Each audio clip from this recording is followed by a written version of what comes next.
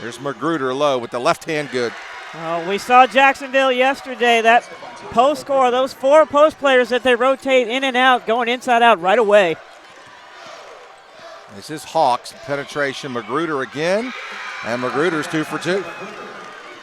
Just exploiting the lack of lateral quickness of Belmont to pull away, so we'll see how they react to this defense today. Coco for 3. It was inside the line. About 18 and a half on that one, not quite there. Early 4-point lead for Jacksonville State. Filion high, she'll hand it off. Here's Gretchen Morrison, good. Oh, that's great for them. She didn't really get a whole lot of shots yesterday. That's textbook. Halfway through the first quarter, Belmont, Jacksonville State. Gretchen Morrison, quick release, great result. Oh, just a great job with Gretchen having her feet set. Here's Long in the deep corner. And now the drive and shot up and good by Brianna Perry. Perry. I'll leave her open. She'll shoot it. Good. From 3. Now you can live with that once if you're Maggard. You can go behind the screen. Just a less than advisable shot. Yeah, bad possession. Now Jacksonville State gets the deflection, the steal, up and good. Jayla Walker. Backs up. 3 in the corner, no good. Johnson's got a chance if she'll launch it. She get it off in time. She did. Wow, that was awesome. That'll tie it at the half. Johnson beats Maggard down the floor, lays it off the glass at the buzzer. Johnson scored that bucket right at the buzzer. Dart pass to Magruder underneath. Good. Taylor Hawks with the assist. Well drilled fundamental team, and that's a lot of fun to watch. A lot of fun to watch Phelan shoot 3-pointers as well. Morrison want to go low post to Magruder again. And the turnaround good. That was too easy against Kylie Smith. Well, she missed some of those in the first half. Those are the ones she's got to make. Ahead. JSU, good. That's what you got to do. Jayla Walker. Good defensive stop there, and then transition, taking it to the basket in transition. McCabe in there. Here's Kiana Johnson with 6 on the shot clock. The lefty, oh. Good. Well, there you go. What a kind roll to get the ball to McCabe. What a smart move to get her right back in the flow of things.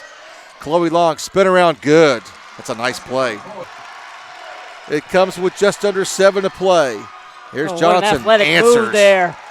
Wow. Johnson for 3, good. And a big break for Jacksonville State, we might add. And now they're on a 5-0 run of their own, Helen. The freshmen come up big here these last couple of minutes. Actually on both ends of the floor. To come. The loft, good. Lob. Jacksonville State playing the final 38 seconds. Gretchen Morrison hits a quick 3. It's general comment about the game itself. I thought overall, minus a few breakdowns here or there, I thought defensively we did what we needed to do to win the game. That was their second lowest point total in 20 OVC games, if you include regular season conference tournament. So defensively we did what we needed to do, minus some breakdowns here or there. Just offensively, we just weren't able to score it. We just were not able to score it with any consistency. A lot of the balls that were going in yesterday, the same shot attempts near the goal, the same shot attempts away from the basket that were going in yesterday, didn't go in at the same rate today. If they do, then maybe Belmont's really sweating down the stretch, and they haven't been in a game where they've had to sweat since I think it was like late January. Austin P. I know played them to the wire. So again, I would like to have been in a situation where we could have made them sweat a little bit more. We didn't, but we did fight them to the end. That's for sure. And they knew they were in. They knew they were in a fight today. The last 2 times we played them at the end of the game, the outcome wasn't even close. Today, under 5 media, they were still having a fight to win this game, and really all the way down to just about 2 minutes. You know, and we still kept fighting to the end, trying to give ourselves chances, and we just too many points to catch up. So as far as the day is concerned, as far as the year, you know, this group of seniors plus two more who aren't with us sitting up here accomplished a whole lot this year, man. I mean, this group won 19 games, which ties for the most in the Division I era at Jacksonville State. Won 12 league games, never happened before in the Division I era at Jacksonville State. This group, and from a group that was picked 7th and 10th in the league in the preseason. When you look at the preseason prognostications and you compare them to the end of the year, everything was pretty much chalk except for Jacksonville State. Everything was pretty much like everybody picked it, except for where Jacksonville State finished in 4th place. So our kids deserve a ton of credit for putting themselves in the position to finish the way they did. And then once getting here, beat a very good Morehead State team that's won 21 games to put ourselves in position to play today, and then gave the 22nd ranked Team Nation a nice fight.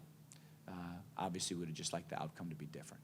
So these children up here deserve a tremendous amount of credit, boy, a tremendous amount of credit. And as human beings, I will definitely miss them because they've made a tremendous contribution to our program.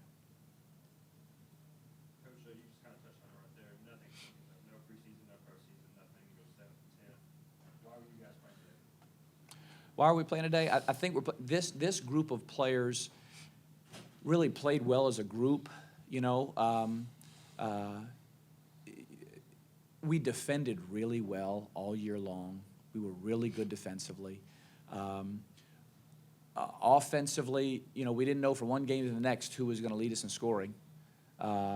So that kind of changed from game to game. So we just kind of found a way offensively while we were guarding our behinds off, you know, and we did it well enough to accumulate the number of wins that we did. Same thing for the seniors. It's kind of the year. You guys weren't expected to be playing today. Why were you guys playing today? Our defense. That's one thing we've really focused on throughout, like, my whole college career is defense. So defense is what got us here today. Coach, what was different from this week and last week? You know, I think that the urgency of the moment kind of changes things. Now you're in a one and done situation. You know, you're through if you don't win this one. I think there's a higher level of urgency. You know, I think that, again, defensively, we weren't bad last week. We just couldn't score at all. You know, and today we scored it better, but still wasn't good enough. You know, so if we could have just, you know, if we could have scored it better, yes, last week wouldn't have looked so ugly. Today we did score better, like I said, just not well enough to win it. Tasha, what was working in the start? You guys got off like an 8-2 start right there in the first quarter. I think it's like we feed off each other's energy. So when one scores, we just keep lifting each other up, and our defense translates to our offense. And we're doing good on defense, then we just have our confidence in offense. Gretchen, this last week, you guys second OVC appearance, affirmative appearance in your 4 years. What made this year different? I think the team itself was a really good cohesive unit, and like she said, we really feed off each other. So, and when we feed off each other, we always pick each other up. So. And just to echo on what Gretchen said, this group,